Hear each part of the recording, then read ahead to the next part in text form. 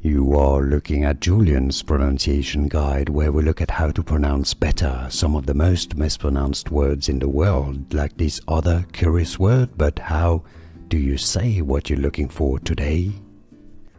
Let's learn how to pronounce these two words in French from French. Paris, which is French for Paris, that's how you say Paris in France. Paris, Paris or Paris. Baguette, which is obviously a type of bread.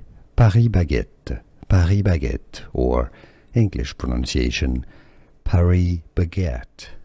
Here are more videos on how to pronounce more confusing words and names too many mispronounced. Like this video if you found it useful. I appreciate your support. I'll see you soon and thanks for watching.